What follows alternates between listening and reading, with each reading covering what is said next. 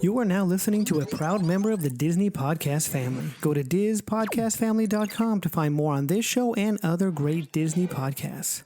All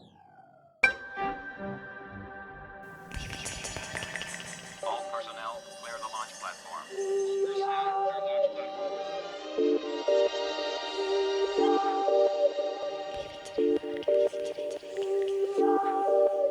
The Leaving Today podcast, the show about the news, history, and attractions of the Disneyland Resort. Well,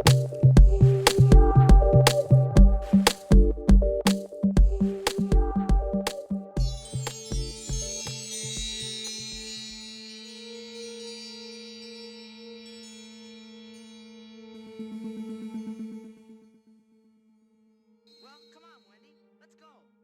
But where are we going? To Neverland. Neverland.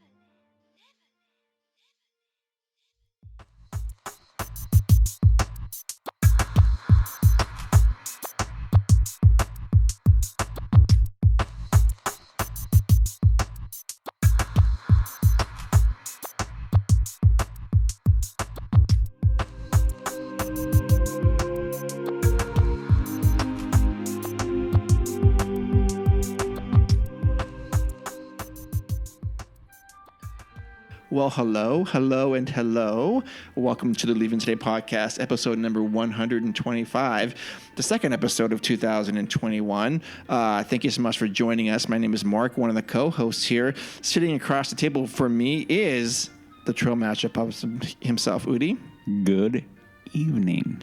Good evening, sir. Usually Jess is with us, but tonight she actually has school. Udi and I wanted to get together because we are on our recording schedule, and with the recent news that came out over the weekend, we wanted to make sure that we hit that schedule and bring something out. And unfortunately, Jess could not make it tonight because of her workload is already ramping up. But don't worry, she's back. Mm-hmm. Yeah. So tonight we are going to go over the news. One-on-one with Jess is obviously dark. Probably do the randomizer. And we will talk about the main thing, which is the cancellation of annual passes and our thoughts. Full disclosure, Udi and I did talk about it on our weekly bike ride a little bit, but not too far. I mean, we talked a little bit from like 10,000 feet. Yeah, what we normally do when we'll have a conversation about life. Yes. Liberty and the pursuit of happiness. And yes.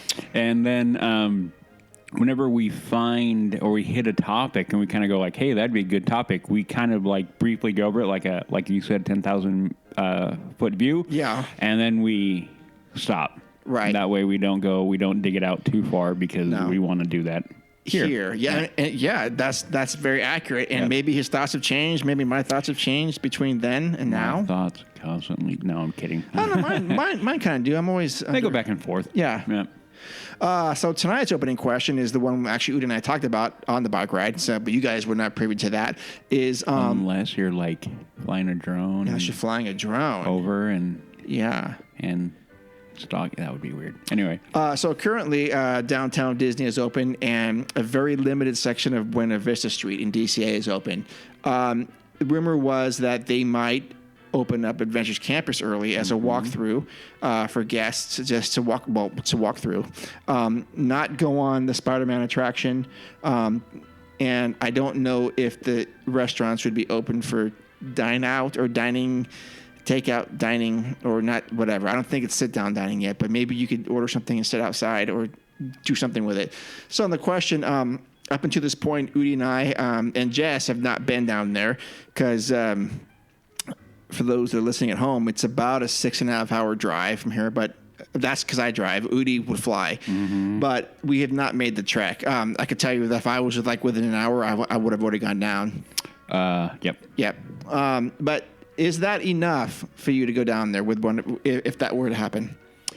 Well, being that we haven't gone, I think the obvious answer is no. Well, I meant with the Adventures. Oh, with Adventures. Oh, yeah. I completely forgot about that. Yeah. Then that would be, and the reason why. Oh yeah. The reason why is it's new. Yeah. And anything that we can get that is new, I think is a bonus. We've talked about it before, where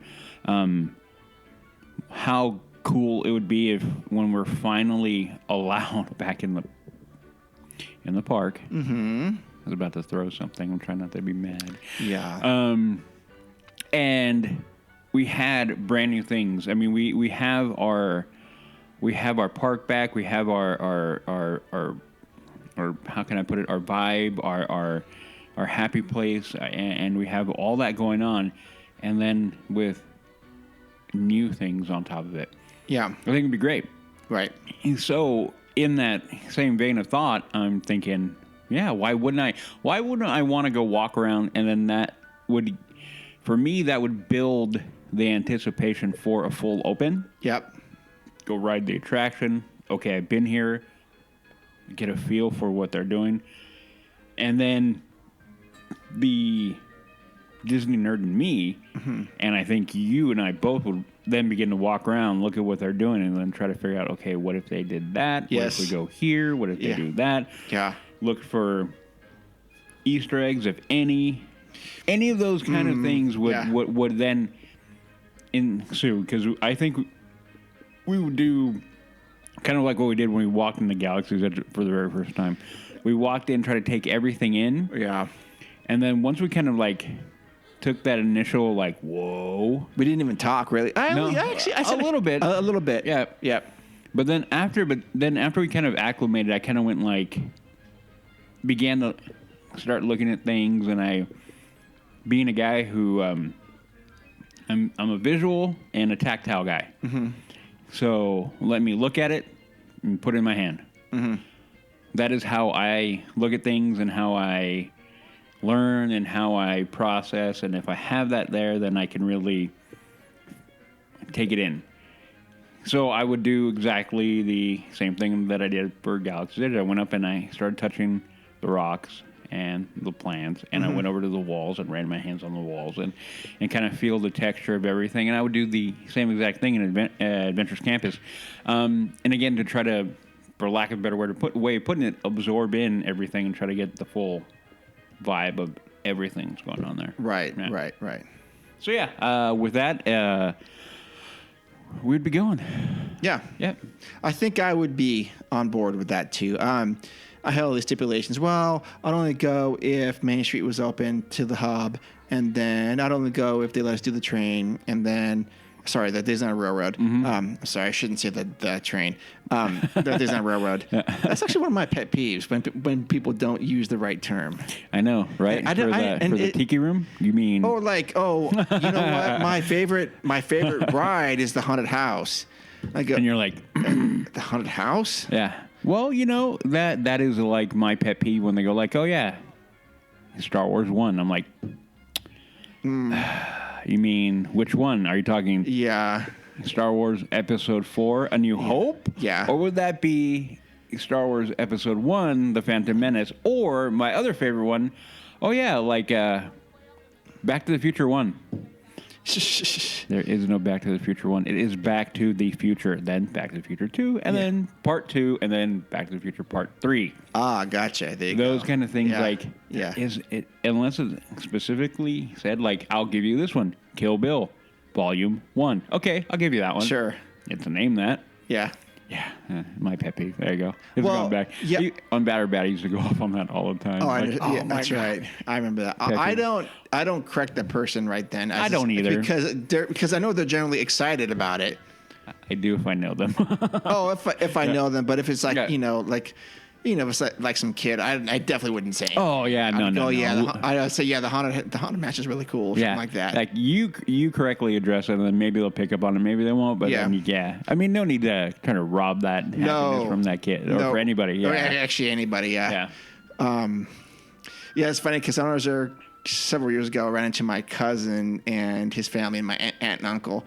And he asked me what I was, because he knew we did the podcast, and I asked him, he wanted to know where Star Wars Land was. And I said, Galaxy's Edge is going to be right over here, and you can sort of see the rock formation. And then we got a little bit later. In fact, I asked him, well, so what have you gone on today?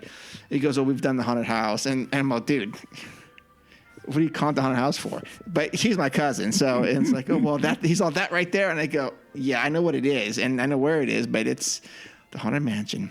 But anyways, no, I think you're right. I would actually enjoy getting down there to the park, at least downtown Disney, hearing the music in the Esplanade, going into Buena Vista, walking around, getting probably a little frustrated that we can't go further, but still understanding the limits. Yeah. But very much getting a nice primer for what Avengers Campus will be. Yeah. And like you, I would walk through it. Then I'll start looking at the transitions. Hey, how is this going to bleed into not where Guardians of the Galaxy is, but the other side? How does that transition into? Is it come out by Pacific Wharf? I don't know where it comes out. Does it come out? I don't know either. Yeah, I don't know where the other end of that is. Because the last time we were there, all we had were walls. And we could see the top of the buildings. How it transitioned and where it transitioned, I don't know. I couldn't tell. I mean, it different from. I mean, we know it's going to be down by Mission Breakout. We know that. We know that. Yeah. But the other end, yeah, I don't know. And what does that transition to? I think it might dump out right by where the Wine Country Territory is. I think I had that. Okay, I had that feeling when we were walking. Yeah. That it would dump out right there, but it may or may not. I don't know. Yeah. I kind of feel like it. I don't know. It feels weird that it would be there, but then I'm thinking, where else would it go? Well, and I think I should know this, but like in my mind's eye, when we're walking just in that section down Buena Vista, we're walking towards Cars Land, and Wine Country's on the right hand side. Uh-huh. Then if you turn left, you go into Cars Land. Mm-hmm. Isn't there something right before you turn left? Mm-hmm. There is, right? Yeah. So that may be where it comes out. Whatever that could be. Okay, so and I don't know what to call that area. I don't either. I've never called it anything. Yeah, I knew, because it used to be this Bugs Land. You should walk through. So maybe that's clearly where it is. Yep. Right across from the waterfall. Mm-hmm. Okay. Yep. So I will be curious to see how that all looks, and I'm sure they've done a great job with it. And like a lot of things, I'm curious about transition from land to land and how well they execute that. I think I've said it before. One of the best one I've ever been, the privilege of walking through is the one from Galaxy's Edge. Oh, for sure, coming in. Yep. But yeah, it would be very, very interesting how they handle that at DCA for sure. Yeah. Cool. So it's a thumbs up for both of us. Would be doing that. Yep. How about you, listeners? What are you going to be doing? What's it going to take for you to get down there before the park opens? I forgot to mention, if this is your first time listening, hey, welcome. The water's warm. If this is not your first time, welcome home. Glad that you're here. Tonight's show is actually brought to you by our Patreon listeners. If you'd like to get involved with that, if you'd like to give us a little tip, think of it as tipping your barista or something. If they made you a nice cup of coffee or something, or whatever it is you guys are drinking. We make it easy, $5, $3, or $1. And for that, you get to be on the show. You get to have some cool swag. And we are... Let me see, what else do we have? You get cool swag, you get to be on the show, and you get to have a topic. Sometimes you actually get to hang out here with us, which is what Marcus did. Mm-hmm. And we may have some new merchandise at some point coming up. We're working on one. You're working on one? It's going to be for sale? It might be for sale. We haven't figured out that one yet. Yeah, because it's kind of pricey. Yeah, but I think it's going to be cool. It's going to be really cool. And I don't know what. How about this? Yeah. When we get them. Yeah. We will we'll put them up. We'll go like, what do you guys think? Yes. And then we'll go from there. It's the LTP steak knife set that. Actually, it's going to be a set of little thimbles, and then I'm going to make a cheese grater, and then I think there's another one. Yeah. To make vegetable noodles. I'm going to do sure, one of those. yeah. One of them. Good. Okay. Yeah. So that's how it is. If you'd like to buy a T-shirt, you can go to leavingtodaypodcast.com and click on T-shirts, and it's there. Or go to TeePublic and get yourself a shirt there by searching for Leaving Today Podcast. Also, follow us on Instagram, and our Linktree stuff's on there too, where all the stuff's on there. Shirts, way to connect with us, and our website. All right. So that's the opening question. So now let's go to the news. You listen to me now. You are talking about things that you do not understand. Well, hey, the news is now. And what has happened? What has happened in the first 2.5 weeks of Disneyland? Well, clearly, annual passes have been discontinued for now, but that's a feature presentation story. But I'm just going to scroll through the news.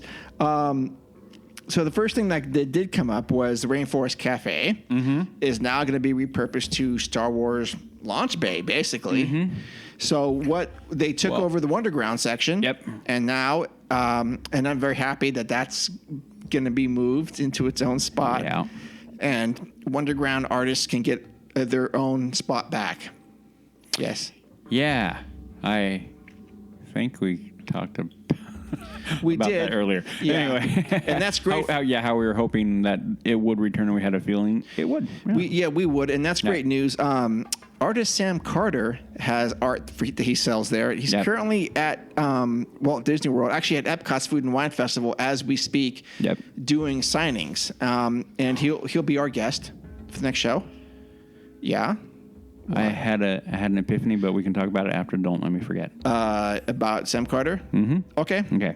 I would never let you forget about Sam Carter. Yeah. Okay, so go. What are your thoughts on the Rainforest Cafe? Well, I think with the prolonged closure, they have a big empty building there that has been there for how long empty now? A minute and then some.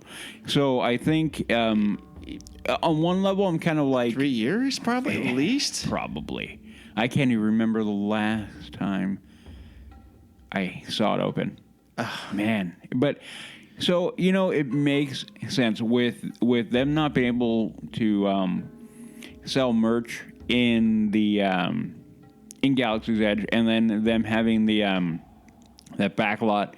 I think it makes a lot of sense because when you would walk into Galaxy's Edge, we all know with the vendors in there, it was a very, very cool, very, very eclectic kind of mix of different things that were all Star Wars related. And then you'd go into Launch Bay, and the Launch Bay was a whole other kind of weird.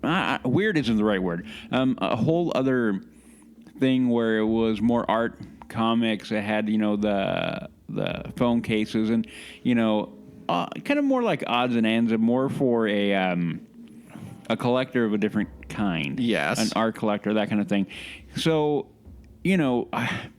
every time I would go in, it would be fairly busy in that area. So for me, I'm fine with it. I think make use of the building that has been empty. Hopefully get more merch in, and then the big part is I hope you got people working. Working the store, and I hope a lot of people are going to go shop it. They need to have their people working. They do. Yeah. Let's also not forget that Launch Bay also housed the meet and greets. Yeah. So maybe they might have meet and greets there. There's definitely room for it there. I know, but being protocols the way they are. Just forgot about that. Yeah. Remember. Sorry, I was lost in a world of magic. I know. We were doing the feel-good thing, and we forgot. So, ideally, it would be a great spot for meet and greets.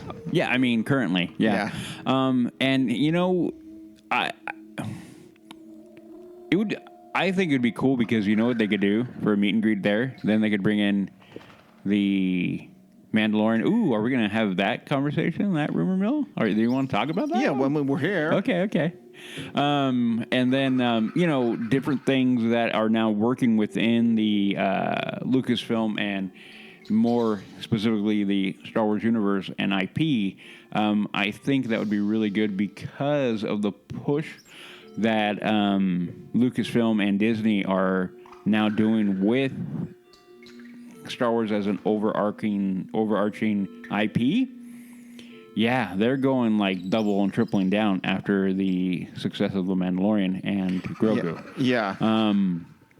So yeah, I think it makes a lot of sense. I'm actually pretty glad they're doing it. And again, mostly because, me being a Star Wars geek and a nerd, I like that. I love seeing merch, even though I don't buy a ton of it. I love seeing it. And then, having people come in and having people work and try to get that thing rolling. Anything in that direction makes me happy. Yes, absolutely.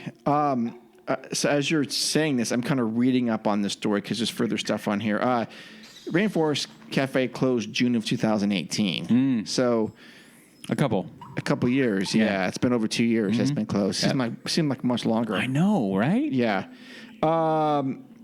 So Star Wars Trading Post will still be housing exclusive Star Wars Galaxy's Edge merchandise in its new home while Disneyland remains closed indefinitely.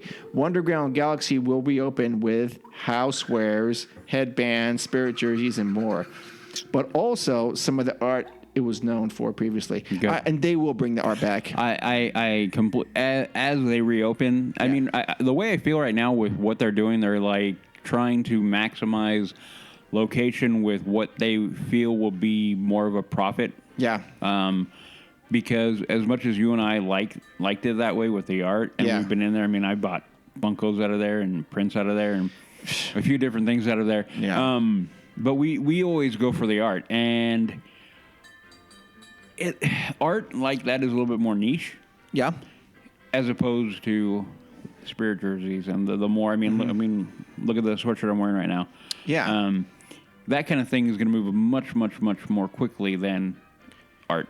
And for those listening at home, Udi's wearing an exclusive Disneyland Parks hoodie. It's and I have one too. It's a white thin hoodie jersey. Yeah. But it's a Skyway, and the Skyway bucket, and it says Skyway to Fantasyland on the front, and the back says Skyway Fantasyland to Tomorrowland. Tomorrowland. Yep. On the back. Yep. Yeah. That's a very, very cool shirt. Hoodie, I guess is what you call it. Yep.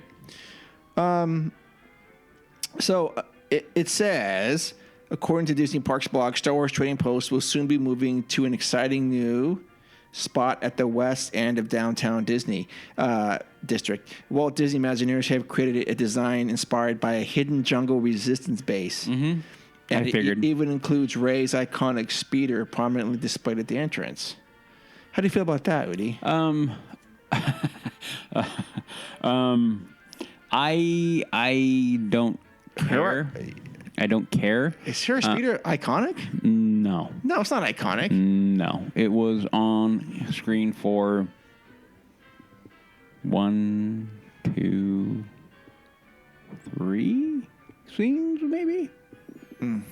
Not anywhere near the iconic land speeder from A New Hope. Nowhere near it. Right.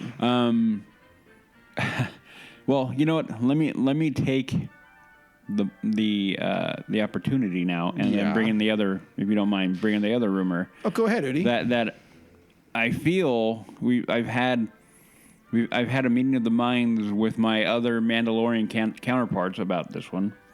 The other rumor now beginning to mill about, and take it with a grain of salt, as usual, as you should with any rumor, that when we finally get back into the park and they're already planning to move in Florida in this direction, will be to go to, or rather go away from the pinpoint in the timeline and storyline for A Galaxy's Edge. Therefore, they can now begin to incorporate not only classic Star Wars characters, but more importantly, the Mandalorian and Grogu.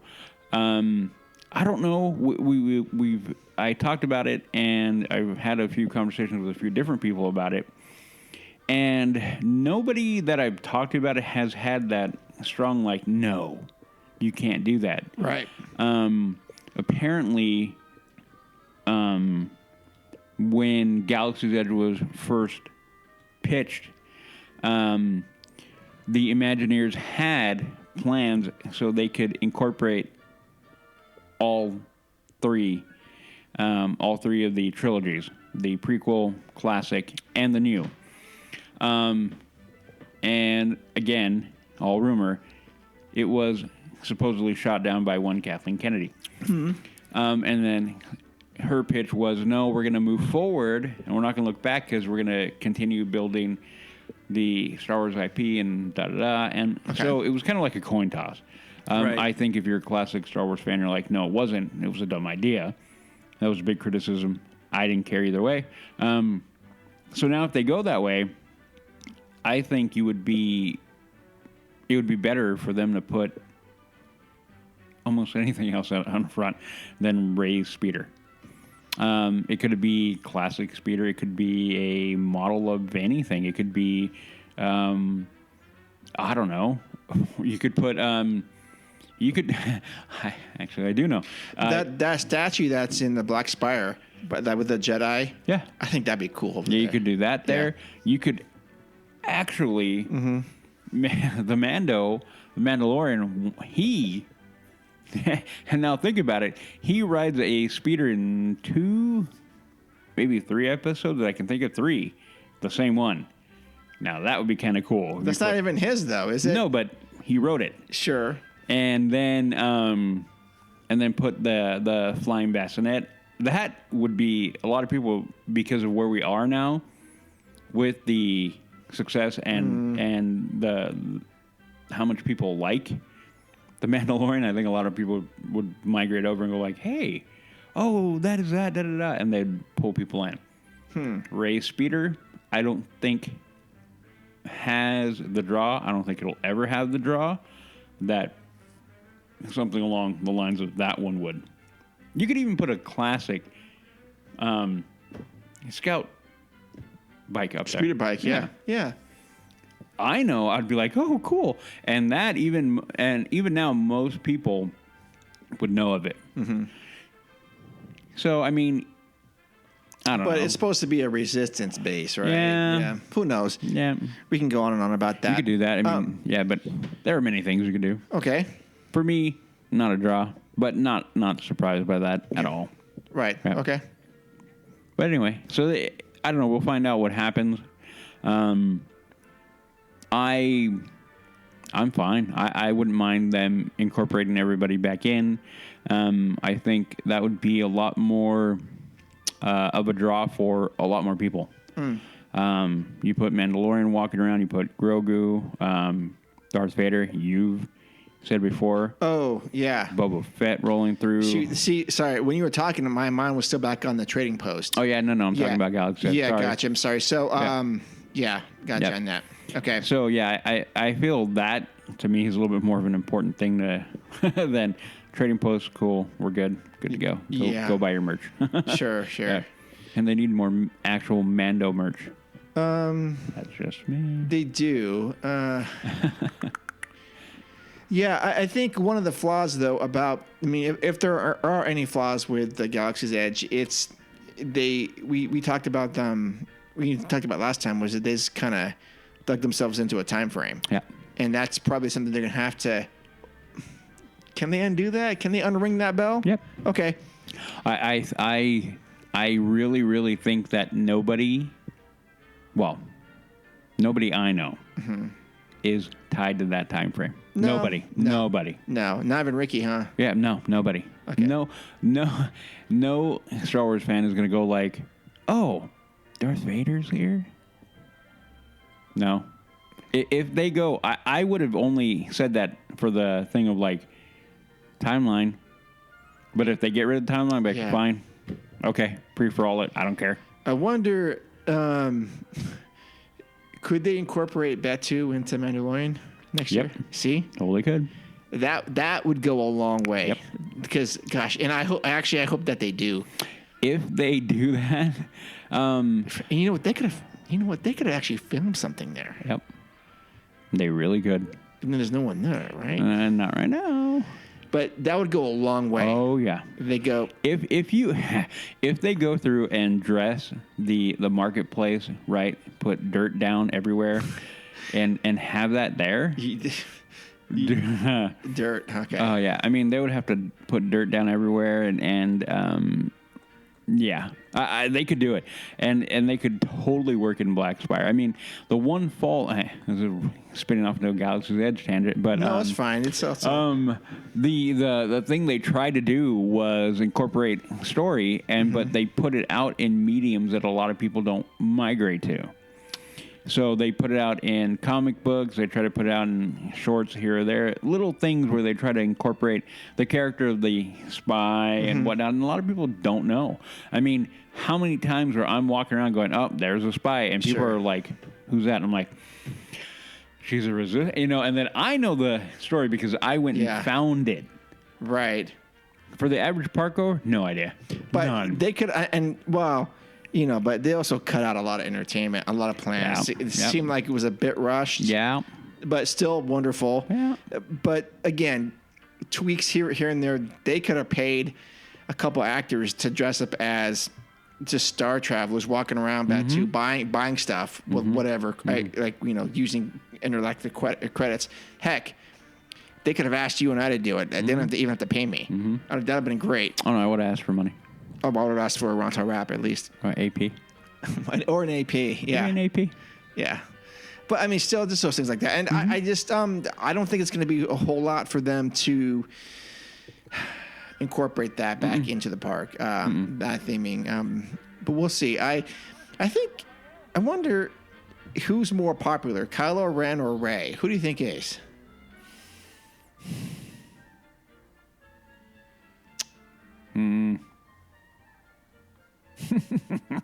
Well, I think Luke Skywalker is more popular than all three of both of them. Don't get me going on Vader is. Boba Fett is. Don't get me going on that tangent about that. Okay, but just I would, those two. I think it's who you talk to. Okay. I think it's a pretty even 50-50. I think you see kids, and a lot of kids migrate to Rey. And the character Rey rolling around through the park over there at the park is great. Oh, yeah, she's great. She is great. Yeah.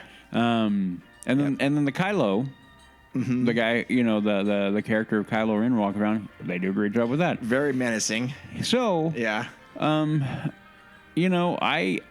will put it to you for myself. I have 2 T-shirts and a hat with Kylo Ren on it, and none with Rey. Okay. And never plan on getting anything with Rey on it. Okay. There you go. So for me, Kylo. Kylo, yeah. We talked about this last time about the Rise of the Resistance, how that could be rethemed, or was that on a bike ride? It could have been both. It could have been both. I think we talked about it before. I mean, that and the Smuggler's Run can easily be redone. And like I said, Disney has a great opportunity right now just to incorporate the Millennium Falcon into season 3 of Mandalorian. Or that's one other issue. Is that's going to be in 2 years from now, right? We kind of floated that around on the Mando show about the Millennium Falcon. We kind of went, if he winds up on the Millennium Falcon, I think we're going to be a little bit like, no. Well, it can make an appearance. Yeah. And then that would tie into back to Galaxy's Edge. All you need is one, and then we're like, done. Yeah. Timeline, canon, we're good. But just to be correct, December of 2021, this year, we're not getting Mandalorian. We're getting Boba Fett's story. The Book of Boba Fett. Well, what I've read, the clarification that Favreau made was that we're going to get the Book of Boba Fett. Yes. That they were currently in production of the Book of Boba Fett, and that when they were done, they would move full right into season 3 of The Mandalorian. Okay. He never said directly, we're only getting the Book of Boba Fett. I haven't heard him.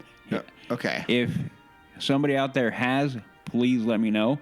But as of right now, in my brain, he has never said, you're going to get Book of Boba Fett, end of the year. and then The Mandalorian next year or 2022. Right. And that has never come out. Okay. So my wish is we get Mando floating in pretty hot on the heels of Book of Boba Fett, if not right before. Yeah. We'll find out. I have a feeling that the production team of The Mandalorian, they have their process down well now. That they can ramp through and do what they do. Yeah. Quite quickly at the quality level that they have been doing it. And I have complete and utter faith in how Filoni and Favreau are going to continue to move this, ship down, or the train down the tracks, or the ship in the ocean, however you want to put it, whatever analogy. And we're going to be in a really, really, really good spot by the end of the year. Yeah. We'll find out. Bad Batch is coming. We're going to get another of the other. Oh, I forgot the name of the other series, the animation one. We're going to get that, and then after that, we don't know.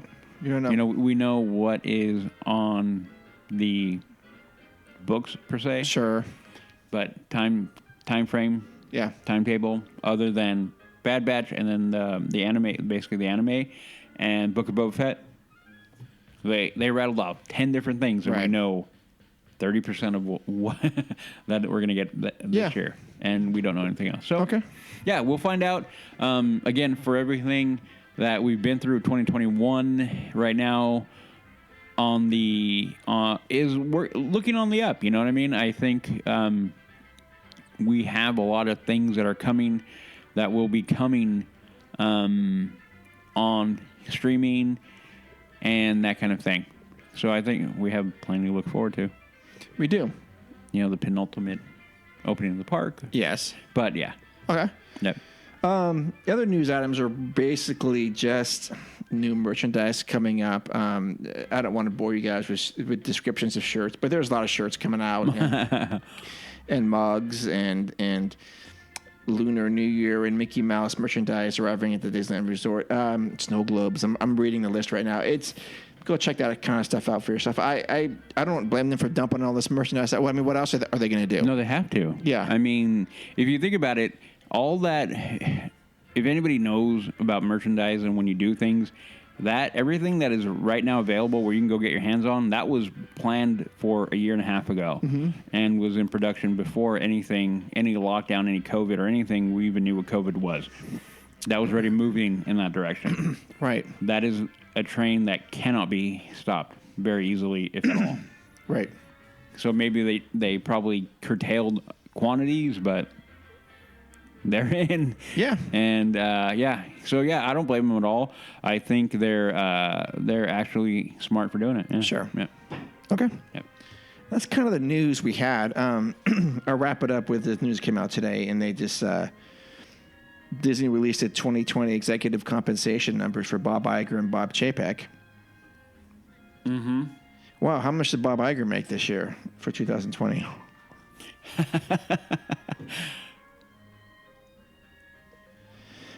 His base salary was $1.5 million. Okay. Well, he will end up making a little over $21 million this year. Huh? Yeah, because he's got awards options and stock awards and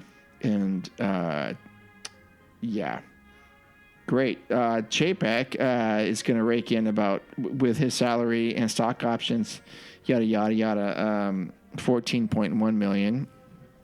That's good money if you can. I mean, that's good work if you can find it. Mm-hmm. Yeah. No one else we've even talked about on the show. But still, that's a lot of money. That's a lot of coin. Mm-hmm. Great.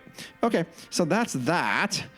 Before we go to the main topic, we do need to do the randomizer. Mm-hmm. Unless there was anything else you want to talk about, any other news that was breaking. Nothing coming to mind. Nothing coming to mind? Nope. No. Okay. Well, let's do the randomizer. Here we go. Again, top 3 attractions in the park. One we have to keep, one we have to remove, and one we have to improve. But we need to provide what those improvement details are. So I'm going to kick off the generator. Top 3 attractions. We cannot do Splash Mountain again. That thing always shows up. Okay. That's the rule. I don't want to cheat on this game. I'm being live. But if Splash Mountain shows up again, I'm going to just veto it out. But just for the record, it was Splash Mountain, Luigi's Rollicking Roadsters, and Dumbo the Flying Elephant. Oh, wow. Yeah, but we're not doing Splash Mountain. No. So let's do it again. Yep.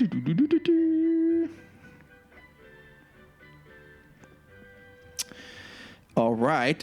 Dumbo the Flying Elephant, Autopia, Guardians of the Galaxy. Ooh. You good with that? Yeah. Okay. Yeah, and I love how Marcus was like, hey, this is harder. Yeah, right? It is. It's not easy. No. It's not easy doing a podcast. Let me put it on the spot. Yeah. I like it. Okay.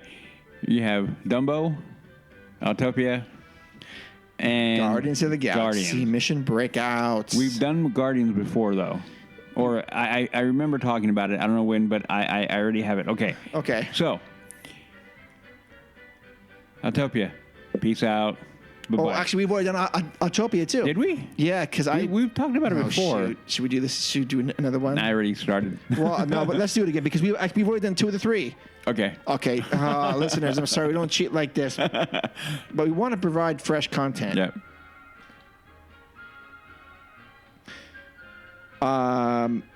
We have not done any of these 3. Okay, go for it. Storybook Land Canal Boats, Pixar Pal Around, and Monsters Inc. Yes. All right, this is good because these are extremely challenging and all very 3 oddball attractions. I mean, very non-Main Street attractions. Main Street. Mainline. I mean, Pixar's Pal Around is probably the most popular of the 3, I would imagine. Okay. So this is a good one. Okay. If we do this when Jess is on and we do canal boats, we got to do it with her because. Okay. Okay. Canal boats, Yes. improve. Okay. The improvement on canal would be add more, update. Add some Mandalorian stuff. No, but update. Okay. I mean, there has been, and they've done that here or there. Frozen. So, yeah. Well, keep updating. Keep doing that kind of thing, and I think, that would be the only thing. Making sure you're adding new princess. I mean, is Tangled in there? Is Rapunzel in there? Tangled might be, or Brave or something. Something's in there. Because I don't remember ever seeing the tower that Rapunzel was in. But basically that. I mean, you could refurb the boat too. Maybe not make it where you feel like you're going to fall over. Nah, I like that where you're like, whoa, everybody freaks out. We're going to tip over. Then the other one, Pixar Pal Around. Keep. Yeah. Yep. See, but Monsters Inc. I like that one though. Do you? It's fun. I mean, I like the movie. But Pixar Pal Around.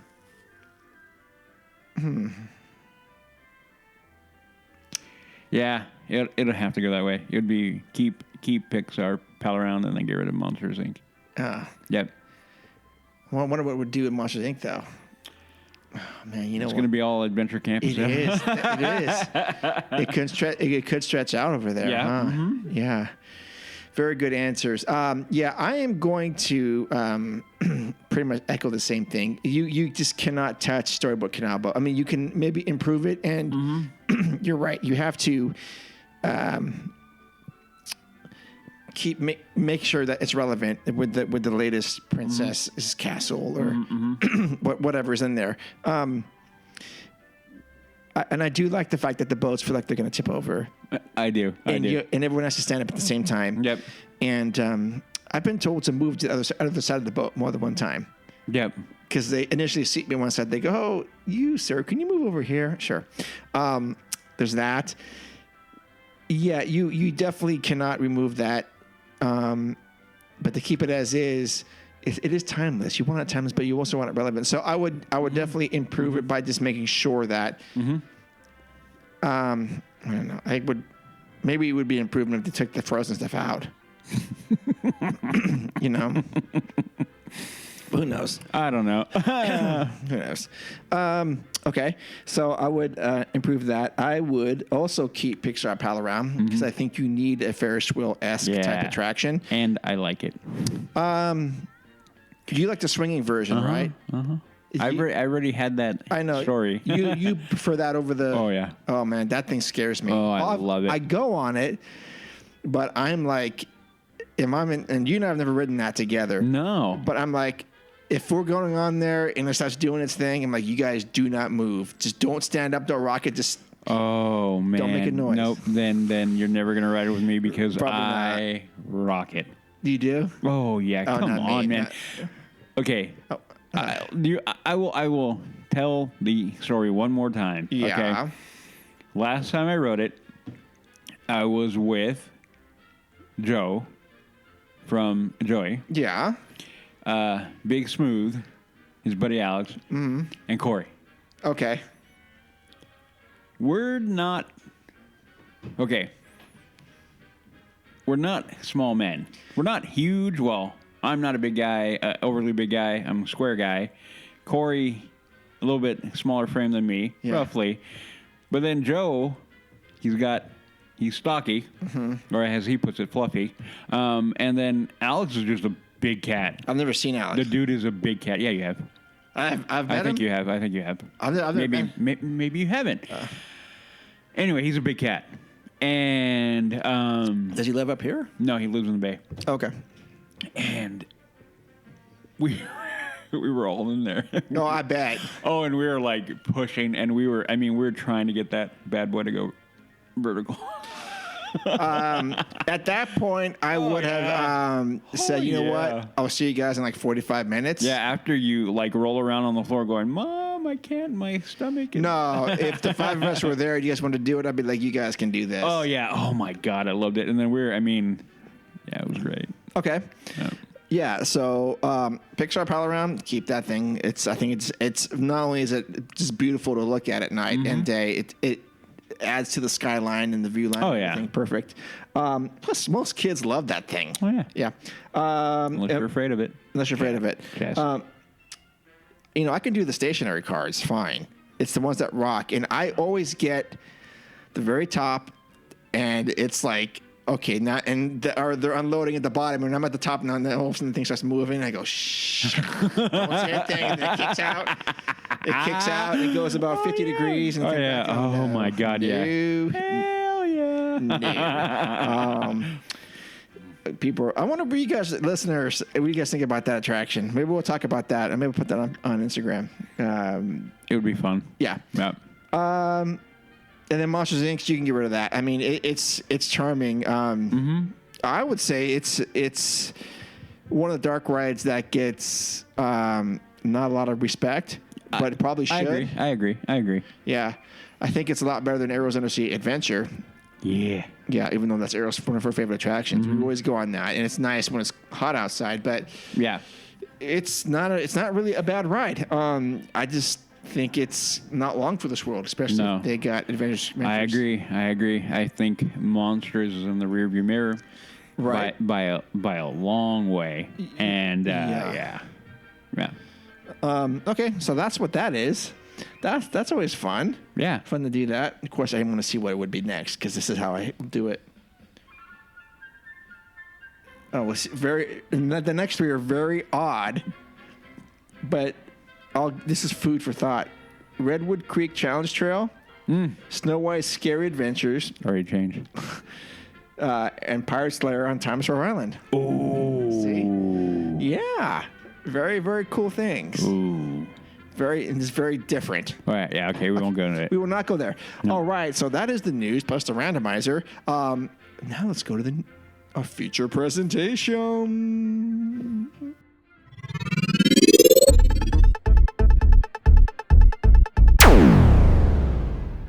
Hey there, I just want to jump in here real quick and tell you about something cool that we are doing.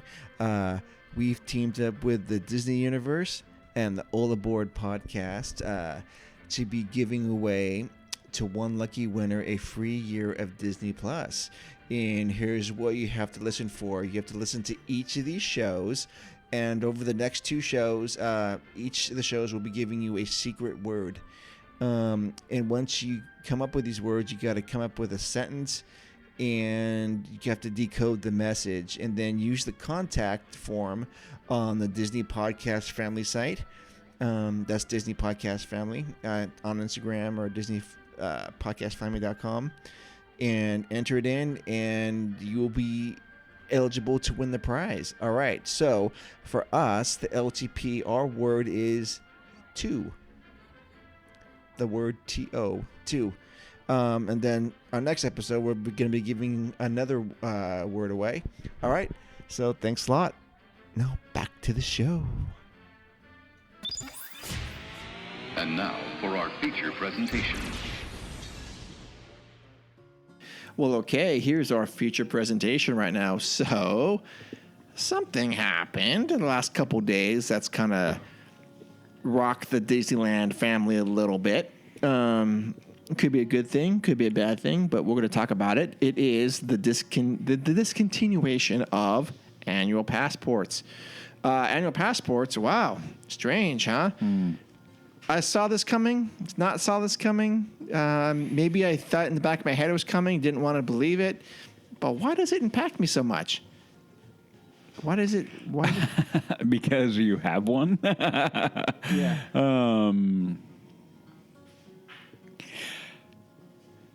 Okay, so this one is obviously going to be the hot topic for a minute and a half. So one of the things when it was announced, I think a few people had, and I know of a couple people that were kind of like, "What? No," and then they got like the official confirmation from, Disney going, "Yeah, we're canceling," and they're like, "Whoa." And I think what it did for a lot of people, it really hit home that it's been a while. Mm-hmm. And that when we go back, there is going to be a significant amount of things we're going to have to deal with that we haven't had to deal with before. Right. So my thought is, and I'll just get out of the way, is I'm not surprised. I get it. I fully understand what and why. Okay. Before we delve into that, let's do a small little history of the annual passes. Yep. So many people thought, hey, maybe these things have always been around. When did they start? What's going on with these things? Well, turns out that prior to 1982, there was no annual pass. These things were released in 1983. And the only way to get them was if you were a member of the Magic Kingdom Club. What's the Magic Kingdom Club, you ask? I'm glad you asked such a question, because the Magic Kingdom Club, so the Magic Kingdom Club, also known as MKC, was created in 1957 as a unique marketing, and I'm reading this, I'm not just saying off the top of my head, was as a unique marketing vehicle for the new park. The new park being Disneyland. The club offered discounted and special value ticket media to the employees of large companies, industry, and military throughout Southern California. It was an immediate win-win formula. MKC provided a free employee benefit, while the participating organizations promoted Disneyland by distributing membership cards and materials. In many ways, the MKC was the forerunner of today's airline and hotel loyalty membership programs by instilling a sense of special beneficial relationship. So it was a membership. So keep that in mind, because they use that. This term comes back up again.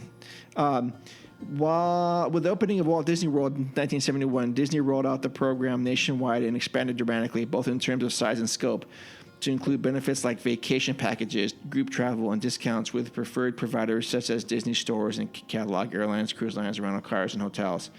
At its peak, MKC had over 30,000 member companies with 6 million card-carrying members, making it undisputedly the largest employee leisure benefit program in the country. So that's a small history of that. particular thing. So it did start off in 1983. Annual passes came out, and you can only get them if you're a Magic Kingdom Club member. The price in 1983 for an annual pass was $55 for the adult. The junior one was $50, and a child was $45.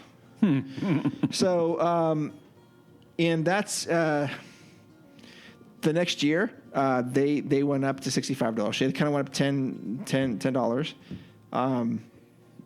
And we're talking 1955. No, 83. Oh, 83. Sorry, Yeah. my mind was back with the Magic Kingdom Club. And 83 Okay. is 55. Yep. 84 was 55. Right. 85 was, well, let's see, club $99. So it kind of went up a little bit. And it just clearly kept going up. So that's how that started. And then it got a little confusing with the different, when it kind of splintered off into different tiers. And finally last year, or the year and a half ago, I thought it finally had a really good stride with its Flex Pass. When that thing got released, there were two things that made me stoked in the last couple of years. One was the the Tropical Hideaway. Going, yes, this is a great win. It's a great design win, and the Flex Pass, because finally the Northern California supporters got some love. Oh yeah, in a big way. Yes, and finally. So, and the last prices were 2019 were $599 for the Flex Annual Passport. Was ours $599? Okay, I thought it was like $549 or something. Okay, go ahead. No. The Deluxe Annual Passport was $800. The Signature Annual Passport was $1,149. The Signature Plus Annual Passport was $1,400, and the Premier was almost $2,200, and that was so you can go to both parks. I mean, both coasts. So that's a small history of it. Yeah. Okay. So where does that leave us? Where does that leave Disneyland Resort? Why do you think they got rid of it right now? Well, the main thing and what the release says that it basically has to do with once we. Oh, do you want to read the release? Yeah, I mean you can, but I have a small clip of it here. Yeah. I will give you the short version, the Reader's Digest version. Yeah. Basically, they recognize that the opening, when the reopening is going to have, again, things we're going to have to deal with that we haven't had to deal with before at the park. Beyond mask wearing and social distancing, I air quote that. But the big thing is going to be limited capacity. The limited capacity is the main driver of this right here. The fear would be, and I think if I was an exec for the park, I would have this fear that we would, in one way, shape, or form, because of limited availability or capacity of the park, that the APs would then take over, and you would get nothing. You would eliminate the local who don't have it, or any kind of travel from anywhere, even though that is kind of a crapshoot right now anyway. But you would totally, it would be a non-issue. That would really, really, really segment the park even further to being a locals park, if you look at it that way. Because of the limited capacity, how would they do that? You would go into a lottery. I feel it would be like a lottery. Like, okay, we're going to have, whatever the cap is for people who can go into the park. Open and let them fly, like how reservations are going to be open, not going to be open. And if they're going to do general open reservation, which they're going to have to do, then APs get first dibs. And then if they are thousands and thousands and thousands of APs, they're done. Again, Yep. And if you want to be that AP, that AP guy, that AP person, that type of AP holder that you feel entitled, then you're going to be mad. Yeah. Because they're like, I pay for it. I should have my elite status or however they feel they are. Yeah. Not everyone, obviously. We have 2 AP holders or two prior AP holders are sitting at the table right now, and we were never like that. No. Ever. But there are those people who would get mad and like, oh, I can't get in. Why am I paying? Or I pay, so I should get in. Right. So what I think Disney did in one foul swoop is it's going to purge everybody. You purge everybody who's been there. It's now going to put everybody back onto equal footing. And I think it's going to really prove or help make people make that real conscious decision that they're going to be going to the park. Right. I think with the local discount that they had for SoCal, with a lot of different things that they did for the SoCal people, the citizens down there, we've had that conversation before and that kind of complaint that crowding at night, crowding at certain times of the year and whatnot is due to these people have APs who just walk in for 2 or 3 hours and they leave. Right. They can't do that. Right. That privilege is going to be gone for a while. Yeah, I used to rail against those guys, but dude, if we were within like an hour, I'd be doing the same thing. Yeah. I'd go on a Sunday afternoon for a few hours and come back.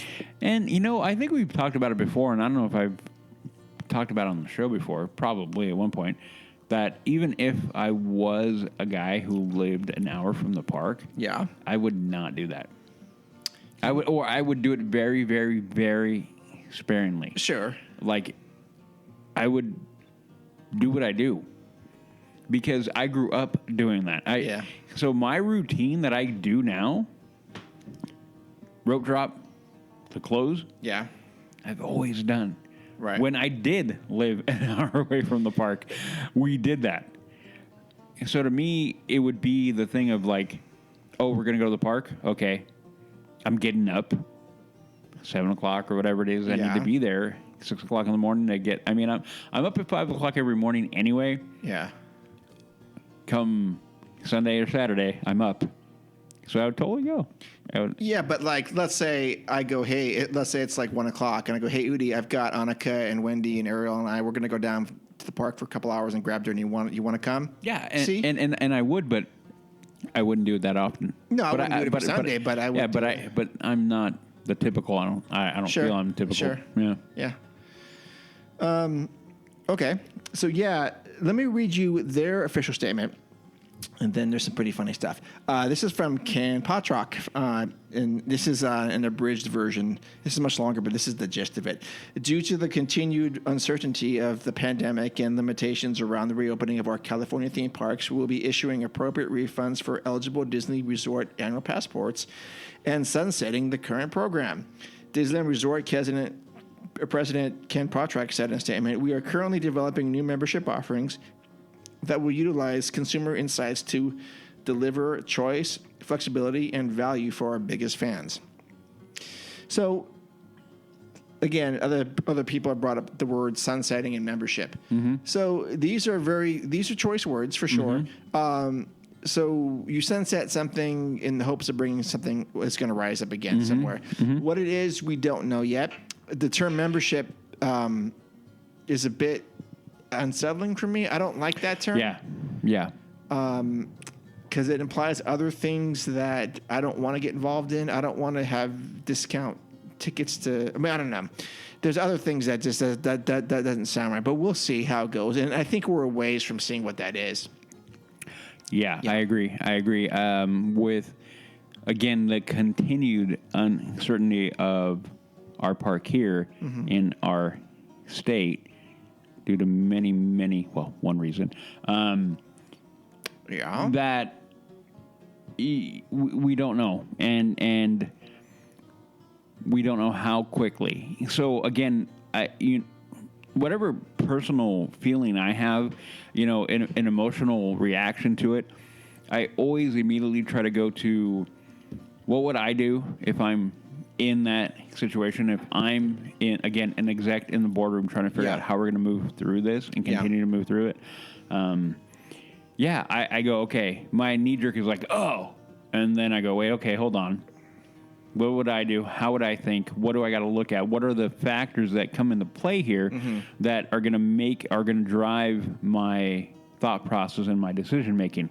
So once I got over that initial like, oh, and then my mind automatically went click. Okay, wait.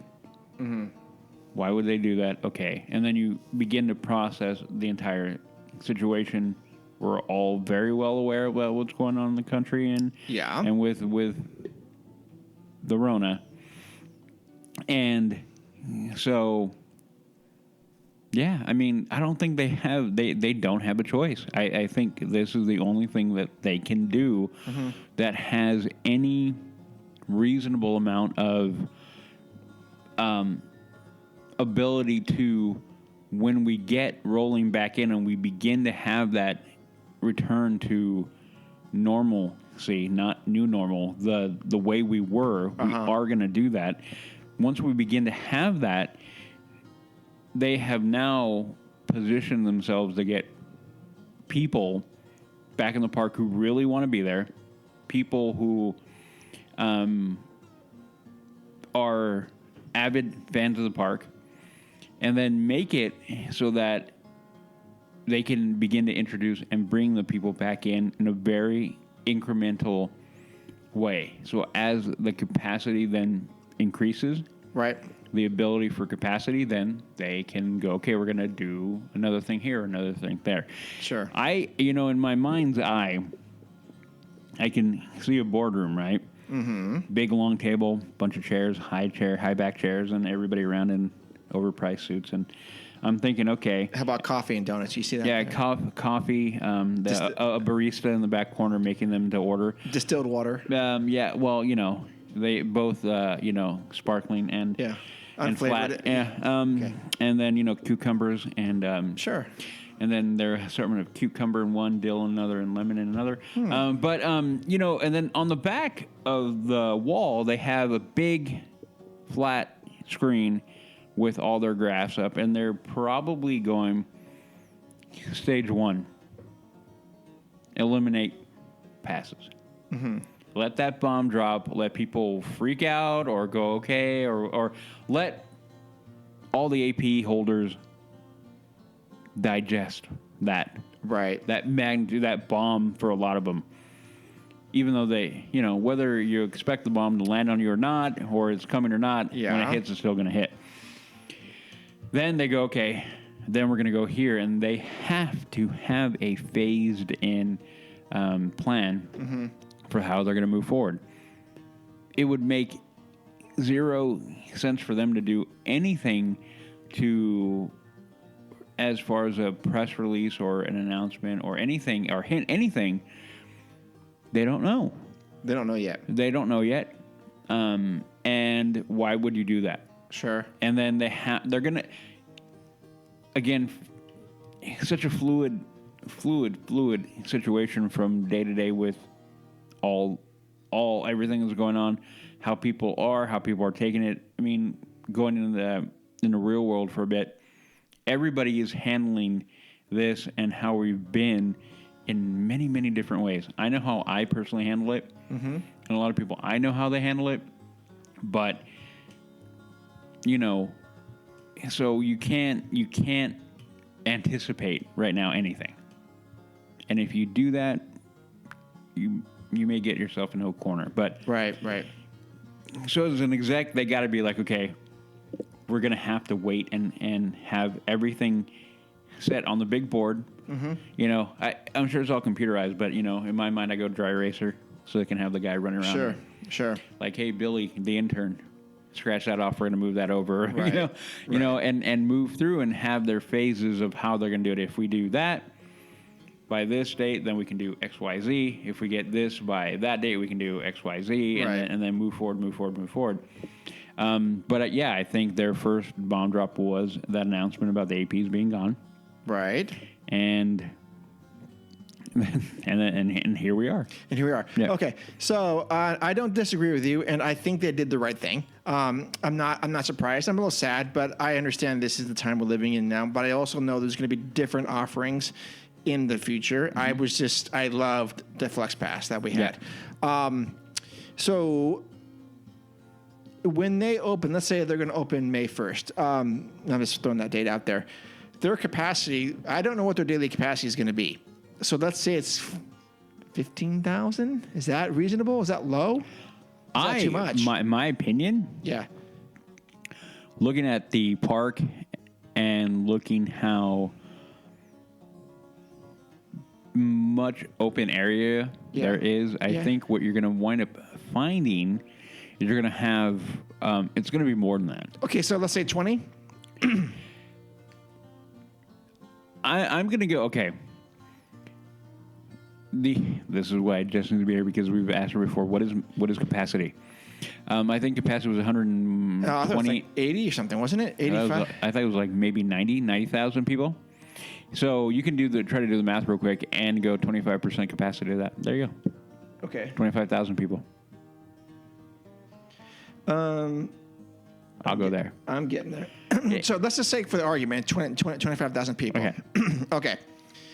So they kill. Okay, May 1st, we're going to open the park up, and our capacity, because we're working with California, they said we can have 25,000 people. Okay, fine. Well, if you have a little over a million annual pass holders, the math does not work out. So this is why it makes sense, because you're not going to please these million people. You cannot fit 25,000 spots for a million people. But you can go, okay, well, May 1st, we're going to open. April 1st, we're going to open up the website. That's going to start saying, okay, I'm going to do the math real quick. I had this figured out for a different rate. So if they say, okay, May 1st, we're going to have 25 spots open, 25,000 spots open every single day. And how much money do you think they want to make per day? You know, Do you think they'd be happy with $1 million? No, I'm always been, and you know, I've never done the hard research to try to find out what their daily operating cost is, their overhead every day. Okay. That is a number I'm really curious about. And if anybody knows it, let me know. Or a way to find it. How much would you pay for a one-day park hopper ticket, considering that you might have limited experiences? And I'm just going to go with this number. Yeah. That one is difficult because what are the limitations? I think there are certain things that, you know, if no fireworks, no parades. I'm fine with that. Limited attractions. And that is where the crux is what is offline and what is not. You know what I mean? Sure. So I would go with 100. Okay, 100. 120. Okay, well, 120. Okay, I'd go because right now, what is it? You get like 140, and then you need to add. Well, they need to get rid of that park hopper price difference. Yeah. The one price should be for both parks. I agree, and maybe they'll do that. Maybe so you they say will. $100. 125. I feel like I'm on the prices right now. Okay, 125. 125 at 25,000 seats. Right. So you're looking at $3.1 million a day in ticket sales. Okay. Which is better than nothing, which is what they're getting now. Correct.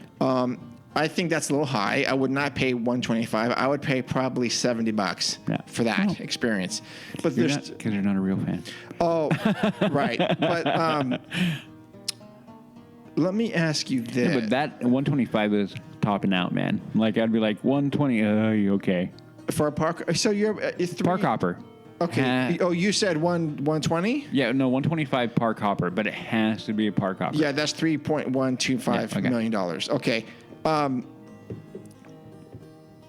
Let me ask you this, because right now, going back to your boardroom scenario, Disneyland TDA, Team Disney Anaheim, is at a very delicate situation with its fan base. Its fan base is more loyal than Walt Disney World's is, because come to find out, 70% of its guests are local to California. Yep.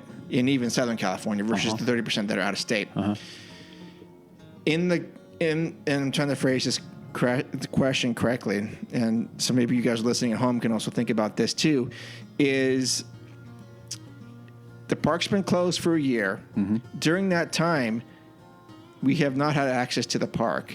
During that time, said guests may have developed new interests outside of Disneyland. Maybe you've got discretionary funds that you would have allocated towards your Disneyland trip, but now you're into kayaking, or you're into cycling, or you're into improving your house, or whatever. These executives at TDA need to factor that into this new price model, because I may not have the funds to be doing all these things we're talking about. And there are going to be many people who do not. Yeah. Yep. I mean, and it's good for, I mean, just because me, Mark, personally, I go, I bought a house this last year. I could do some improvements in the backyard. I could do some stuff. I would rather spend, I mean, I miss the memories that I haven't had, but I miss that sounds funny, but I miss the things we could have been doing this year at the park. But I also know, I also have made some improvements in the house, and I've also done this and that other stuff that I actually enjoy just as much or differently. So how are they going to get me back? And I know I'm a little more than the average Disneyland goer. I mean, we have a podcast, but let's say someone like, I'm trying to think of someone, I don't know, Jose, for example. What's it going to take for him to get out to California? Or someone who is somewhat interested in the park. How is this going to work for them? Well, we've kind of thrown around the idea when the park does open back up, will TDA look at it like we need to recoup quickly, or do we need to recognize that it's going to take a while and we cannot do that quickly? That is not a goal that can be easily accomplished, and if we do the wrong things, we will further alienate and push people out. And they only have one chance to do this right, in my opinion. They do. Okay, so? They do, but if they screw it up, it will be, again, another thing of it will be years for them to fix it. Because there will be a level of animosity, maybe bad blood, that can come up. So for me, the idea I have in my head is they need to play long game. They cannot do short game. What I mean by short game and long game. Short game. Okay, we need to recoup as much as we can as quickly as we can. How do we do that? We can go by government standard. Raise everything. We're going to raise ticket price. We're going to raise parking. We're going to raise food. We're going to raise everything. Or maybe also include things in the park now that will be a bonus or a exclusive thing where you got to pay to get in. Kind of like e-ticket or that kind of thing, but reincorporate some weird thing like that. You want to walk through Adventureland? That's an extra $15. Exactly. Okay. So there are things that they could do that would be like, and if they did any of that, I would kindly give them one of these. Yeah. Which no one can see, but I think you guys can use your imagination. He's just saying that Udi's like their number one fan. Yep. And say no. Or they can play the long game. And if they did that, I think they would offend many, not only lovers of the park and fans of the park and fans of Disney in general. Yeah. I think they would offend the average person who is like casual, because it'd be like, really? You're going to do that now with what we've been through? You're going to do that?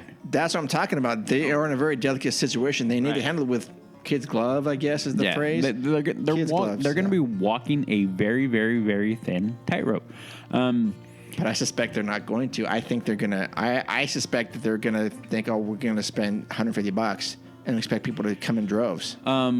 And they could do that, and I think they're going to get the response pretty quick that they probably won't. They have to. Okay. One thing that we've often acknowledged about the park, our park, is that we're different. We're the heritage park. We've I don't know how many people refer to it as a heritage park. We always do because everything began there. Mm-hmm. And you said earlier, 70% of the people who go there are local, whether they're going to be SoCal local or California local. I mean, we're local. And Generations of families have grown up in Southern California going to the park. Hands up. I'm there. Yeah. I can't, but yeah. That would, especially after the year we've had, with how many people losing income. I mean, not only maybe not, or have to change a job, or I mean, like think about everything that I've been through this year, what you've been through this year, how many people around us have been through this year and continue to go through. I mean, I keep on saying this year, last year, and what we continue to go through. If they did anything like that, I think it'd be, I would take high offense. Yeah, I would too. I would take high offense to that because it would be like, you are now taking what the park should have been and completely eliminated. In my opinion, you eliminate Walt. If you do that, you've taken Walt out because then you have now become the money monster that you already are on a lot of levels. But at that park, it is different. Everything began there. Well, not everything, but the big turn happened there. So one thing that park has above every other park and every other IP, we're talking anything that has come after the park, is because of the park and because of Walt. Mm-hmm. Everything else after the park is not as rooted and ingrained with Walt. Mm-hmm. So when you look at that park and you know that and you recognize that, and if you're an executive, you better realize the legacy that is in there. And if you do not understand the legacy of that park, you have no right being anywhere near the levers of power and decision making in that park. Yeah. You have to approach it with the understanding of what Walt wanted and began there. That is the only way that continues to be that great of a park. A lot of people will criticize. They'll look at Walt Disney World and go like, well, it's bigger, or they'll go to France, or they'll go anywhere. Sure. Innovation, but they all are not the same. They're all, in my opinion, carbon copies of what is there. They're all in the same family. I mean, you can tell that they're related, but they're not. But they're different. I mean, you know, and nothing will match it. Our park is the smallest park. Yeah. And you can have that argument with people, but I'm going to tell you right now, it's the best park. And nothing you can ever tell me will change my mind. Right. And only because I come from the point of I can go and sit in that bench, walk on those steps, look down Main Street at the same exact spot and where Walt stood. Yeah. Tell me another park where that is possible. You can't. You cannot. No. So, if they do anything to tarnish, damage, impugn that legacy, then you have begin to put the park into a coffin. Mm-hmm. So, the way I look at it is that they have to play the long game. They have to recognize, like, we have to be respectful of not only our history, Walt's legacy, what Walt wanted, but we also have to take care of what we're there for, the people. Yep. And going out at them and trying to pull as much cash out of them as possible, especially after the year we've had. Right, and that's what they need to be mindful of. Exactly. Yeah. It would be a massive slap in the face doesn't cover it. Yeah. It would be a massive middle finger slap in the face. You think of every bad analogy, that is what that turns out in my mind to be. Yeah. That is how I would take it, and I would be very, very mad. And that would begin to drive me out.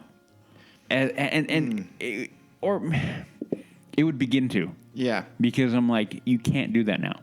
So you are absolutely correct in the fact that they have to do it right, and the only way to do that, in my mind, is they have to play the long game, be respectful of not only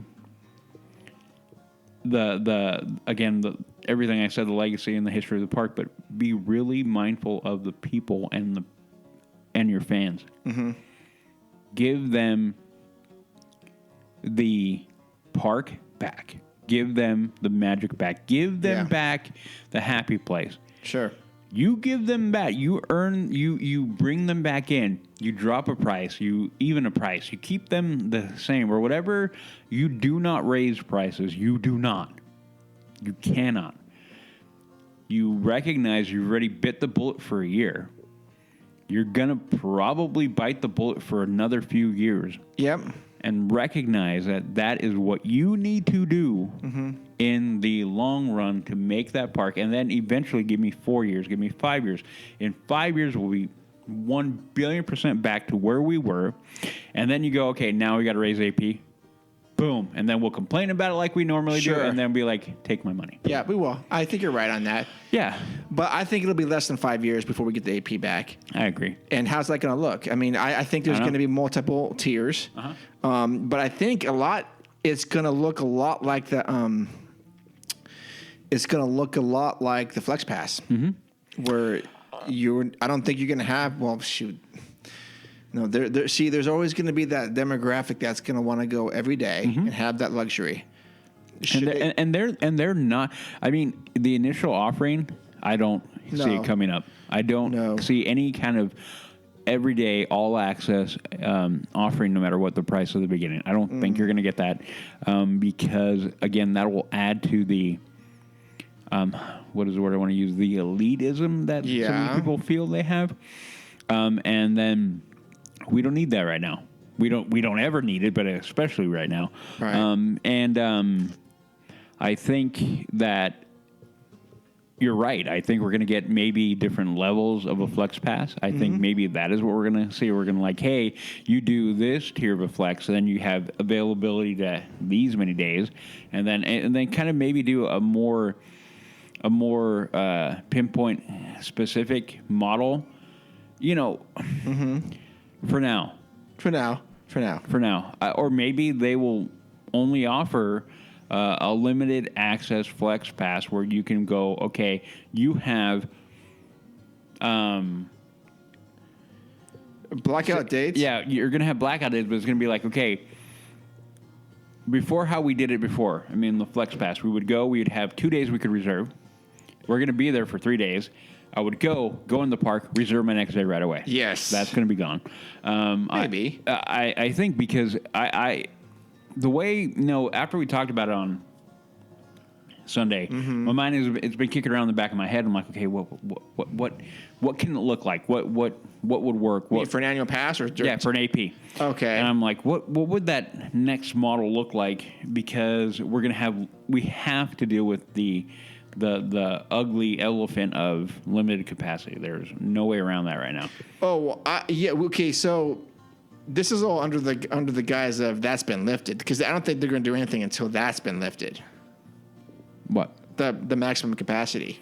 Oh no, I know. But it I think is going to go incremental again. That is the only way that Anyway, try not to go off on tirades about anything in that thing. But you're right. This is saying, okay, we have X amount of people we can bring in, and then they're going to build that. The way my mind kind of made sense of it would be like, okay, you're going to have a quote unquote Flex Pass, whatever they want to call it. Sure. you can go into the park. These are the blackout dates. Yeah. You get 1 day every other week. Okay. Can you stack up those days? No. Okay. No. If you lose get it, if one you don't day. use it, you lose it. Yep. Okay. Yep. Okay. Really, a lot more strict. So you couldn't really call it a flex pass anymore because I think the flexibility is going to be gone out of it. The only way it's going to resemble a flex pass is because you're going to have to reserve, and you're going to have a window of time. So you can try to flex when you can. Maybe give you 2 days. I think maybe it'll only be 2 days what they did before. Yeah. But then if you use the 2 days, they will not be able to do what I did how many times. Like I said, you Yes. got there 1 day, boom, walk in the park on purpose on my free day, walk in, my next day begins, midnight hits, boom, Reserve it. Yeah. reserve. Yeah. That's how I got 4 days in the park. Right, you know, right. in one shot. You'd go in night, and anyway, without going through, I'm not going to go off on a tangent, but that is what I think is going to be gone. You're going to get 2 days, and then you're going to get it once a month, maybe at the most, if you want to pay a higher tier, twice, Oh yeah, there's gonna be tiers. and then that'll be that. And then maybe even to a point of like you're going to max out how many visits you can get to the park in the year. Sure. All those are going to be When very, I say tiers, I mean both spellings too. By the way, Yep. TIER and TERS. wow. I think same day ticket sales are going to be gone Yep. for the time being. Yep. I agree. Everything is going to move to online How reservation. do you feel about that?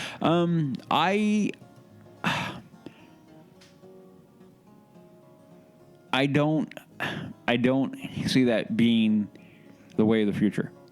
But it is the time being. Yeah, for the time being, it's going to go that way. They're going to because they're going to have to control how many people go in. Before it didn't matter. Sure. You had your top off and let whoever comes in, let them come in, reserve. You have that pass. You have that. Doesn't matter. Bring them in. You know they're coming. They scan when their pass is scanned. They know they're in. The number goes on. Boom. There we go. Yeah. And they only word it when they begin to reach capacity. Right. So, like, if I go, oh, hey, Udi, today's Tuesday. It looks like Thursday I've got off. Do you want to go to the park? We need to check and see if it was open. Well, it's open, but do we have tickets? We have to look. Shoot, we can't go. I think that's how it's going to be. Yep. Yeah. Yep. It's going to be very, very, very strict on what or how many, who's going in. And it's going to be, I hope they capitalize on that. What I mean by that is they go like, look, we're going to have to do it this way and begin to get people happy and excited to go to the park. That's all part of the being delicate here. They have to rebuild this trust with this community, especially the Southern California folks. Yep. And I really, really hope that they don't let that hubris of like we're Disneyland. Yeah, they can't. And people are going to pay what we tell them to pay to come in. I hope they recognize that the world right now that we're living in doesn't allow for that. Right, because it might come out to the fact that they need us more than we need them. Correct. And that's something they need to be really be aware of. Yep. Yeah. I mean, for what the park means to me and you and Jess and all our Patreons and everybody who listens to our show avidly, we have a deep tie to that park and a deep love to the park. So for us, I feel like it's a more of a balance between they need us, we need them. But this past year has really put that to the test. Yep. We're going to be much more willing to re-engage into that. We need you. Yeah. But we also have to recognize that we are not the vast majority of the park goer. Right. We're not. We're not. Yeah. So, yeah, I mean, Disney, they have to be really hyper vigilant on how they move forward once the green light is lit.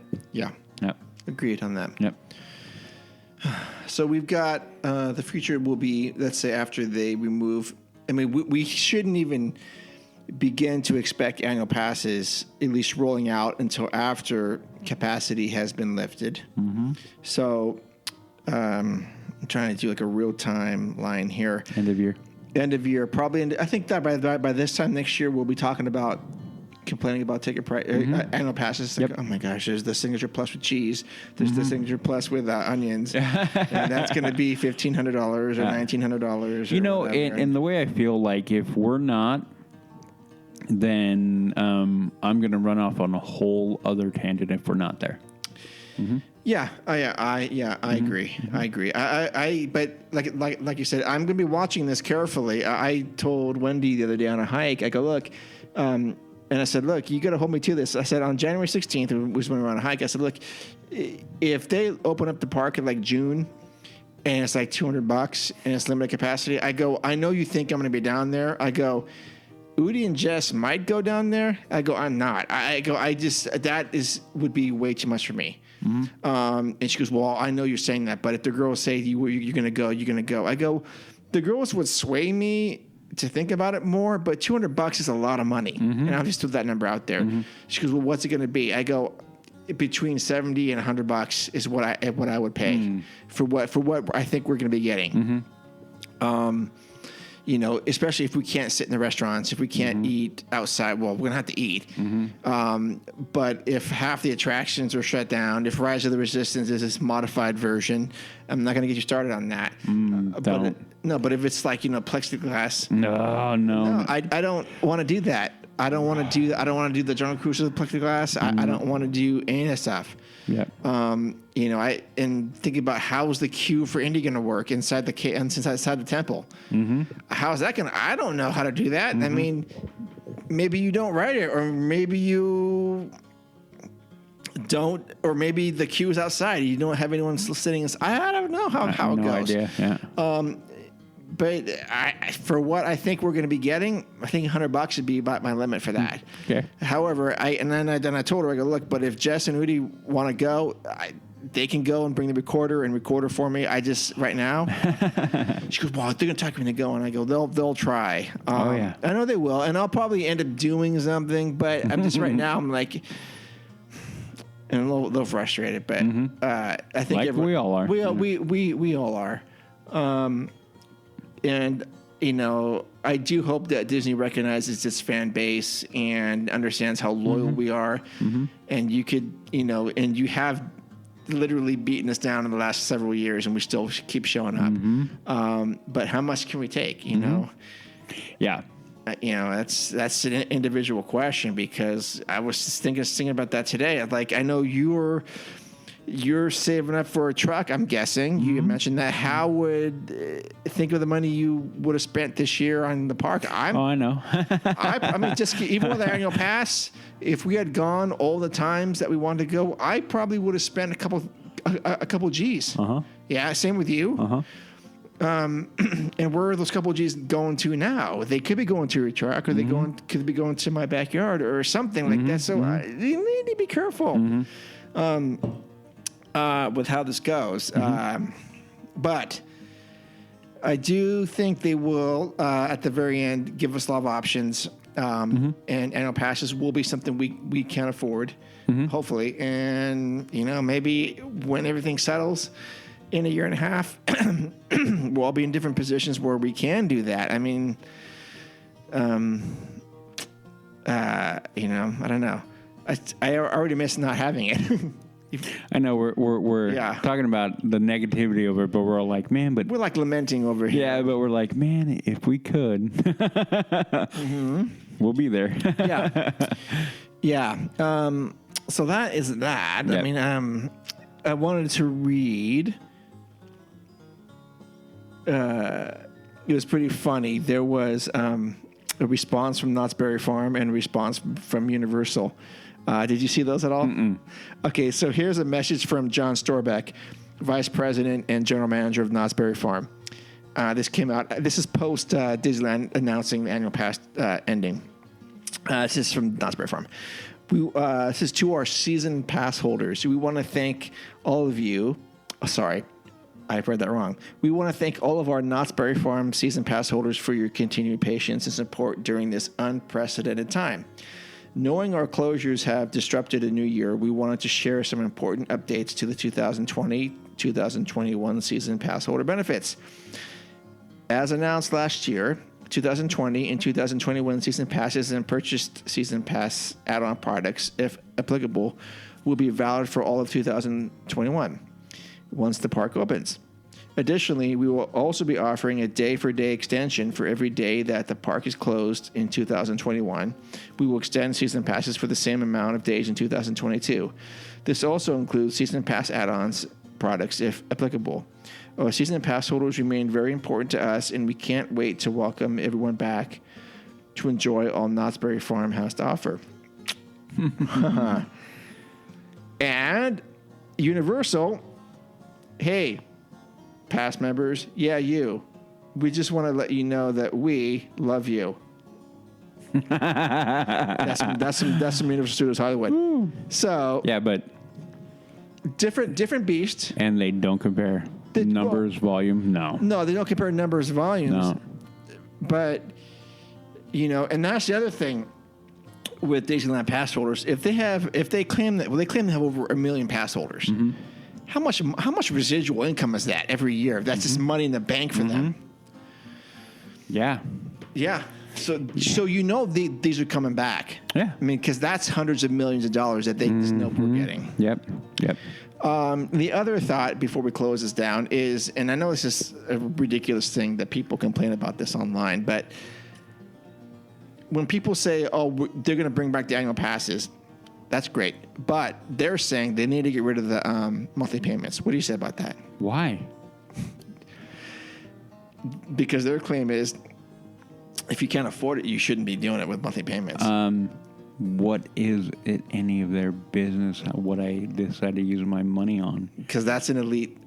This is an elite thing. This is a privilege. No. If you can't afford the $700 cash right now, then you don't deserve it. Yeah, no. I'm going to give them one of these. Which means Udi's the number one fan. Yep. And then going to do what I want. Mm-hmm. So anybody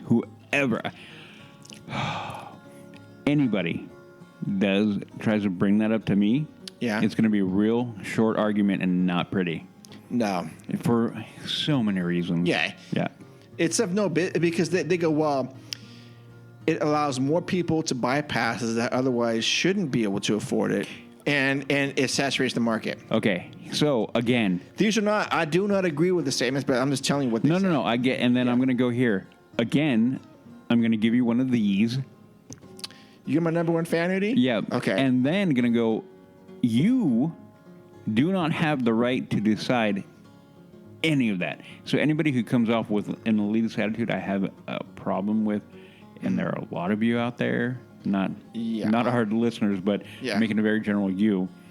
Yeah. And I'm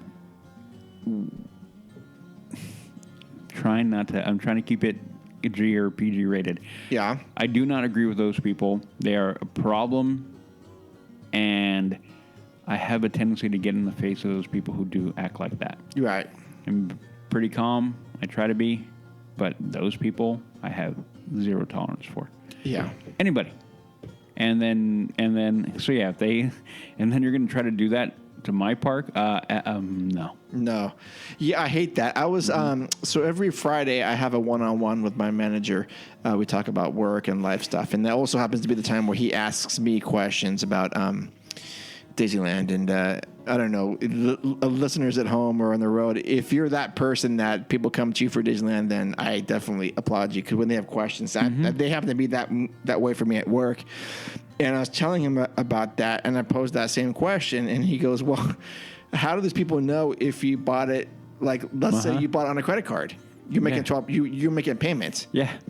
And I go, well, you're right. The only difference is that you can find, like, for instance, let's say your ticket is $600. If you finance through, I go, the way it works is you give them like $100 or whatever it is down payment. Then they take the very next payment, like the next day, but there's no interest on that payment. So that's why it's appealing for people. He goes, yeah, but they can put it on their credit card. And listen, listeners, I advise you to not use your credit card for anything that you don't necessarily have to do. But only emergencies, maybe. But this is not an emergency. So, yeah, he had a point, and it's no one's business at all. That is my point. You have no right to tell me any of that. Zero. Yeah, I mean, that's like saying, oh, I can't afford this Audi because I'm financing it. Well, you should have paid $45,000 cash. Oh, okay. Things you have no business me knowing how I spend my money, what my medical condition is, and what I'm going to do tomorrow. Your medical condition? My medical condition. Oh, you have no right to know about any of that. And then you have no right to tell me how to operate any of those. None. Zero. Zilch. Done. Okay. You're right. Absolutely right. Or how about what to eat? None. How about who to love? Nope. Okay. None. These are deep questions, Udi. Yeah, no, none. That'll be for the Patreon listeners. Yeah.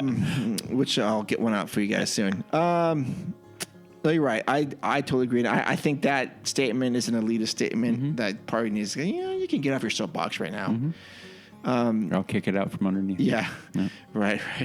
Anyways, interesting times, exciting times. Yep. We will be, LTP promises to give you a fair and balanced view of what it is. If we think it sucks, I'll tell you it sucks. So Udi and I will tell you it sucks. And if TDA does screw us over with ticket prices coming up, and I'm going to tell you it sucks. And it'll be a while before I go, but that doesn't mean I'll dissuade anyone else from going. We're gonna keep the optimism and hope Yes. that we're gonna flow through this. We're gonna have road bumps, or we're gonna hit a speed bump here or two, like we've already been doing it, but we're gonna make it through. Everything we're gonna do, I said it last show, and we're always going to be coming from this point of view, even though we're going to discuss maybe topics that are going to be kind of rough, like this one. We're all going to, but the main thing I want to continue to convey is that we're all very hopeful and wanting, and we still want to go back to the park, and we just hope that it becomes a thing that is easy for, or as easy as possible for everybody to go and begin to enjoy and be happy at the happiest place on earth again. Yeah. I'm hopeful that they're going to do the right thing. I think they are. I think they're going to. They recognize now that the money that they need to make, they cannot do it the traditional way. I think the lesson that has been really been taught over the last through 2020 is how to move through this and being outside of the box. That is such a cliche saying, thinking outside of the box, but you really have had to. Yep. So I hope that they recognize that. I think they do. Yes. I think the fact that our park is the only one still closed has really had to make them think about that. Yeah. I would hope. And I do hope. And I really feel that. Yeah. Yep. Well said. All right. Thank you so much for listening to us tonight, or this afternoon, this morning, whatever. Hope we've brought some enjoyment to your day or evening, and hope giving you some food for thought. Always reach out to us if you have a question. You can reach the show via email at info@leavingtodaypodcast.com. You can definitely reach us out on Instagram. You can DM us any single time. We try to answer everything that comes our way. Actually, we do answer everything. We are those kinds of people. And we will continue to have the light lit for you to keep this, to keep the happiness in the parks. And, I'm still shooting for an LTP get together at the parks either this year or early next year or something. And we're going to try to make it work. And Jose mentioned that in direct message that he felt, very thankful that we're going to do it around him. There's zero pressure for that, Jose. Like I said, you do what's best for you and your family, and we will make it work for you guys. And what else? Udi, where can people find you? You can find me on all of my socials, Twitter, Instagram, and Snapchat, all HAXGOALIE, Hacks Goalie. And you can find me on my other show, The Mando Show. We will be coming back with... We're modifying the show for a bit. Yeah. Because of the content availability. If you want to know what we're doing, hop over there, The Mando Show Podcast. And that will let you know. And that new episode will be coming up in a week. About a week. In a week. Okay. And again, if you guys want to support the show, you can do it in a number of ways. Go to leavingtodaypodcast.com, click on the Patreon link, and support us that way. We make it super easy for you. In a non-monetary way, you can go to Apple iTunes and leave us a review. And leave us a star. That definitely helps with us. It's been a minute since we've had that. And you can do all that stuff. Go to Patreon, go to Apple iTunes. You go to tpublic.com and get a shirt. It all helps the cause here. All right. So thank you again so much for listening to us. We hope we brightened your afternoon, evening, day, morning, whatever. We love you. We appreciate you. Adventure is out there, and we will see you in the parks. See ya. Ladies and gentlemen, boys and girls, Disneyland is now ended its normal operating day. We hope you enjoyed your visit to the Magic Kingdom and that the memories you've made will bring you back again soon.